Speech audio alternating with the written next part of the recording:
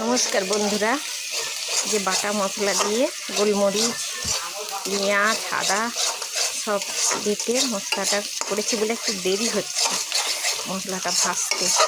মাছগুলো ভেজে নিয়েছি, আলুও ভেজে নিয়েছি, আর সর্ষে ডাঁটা দিয়ে ঝোল করব। কারা কেমন করে করে আমাকে কমেন্ট করে জানাবেন। আর এই বেলা 1টা-1:30টার সময় এসে বাজার করে আর রান্না করতে ধৈর্য ধরে না। ভালো করে মশলাটা না ভাজলে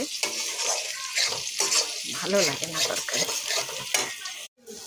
ঝোল হয়ে গেছে, এটা মাছের ডিম ভাজছে, নতুন জিনিস।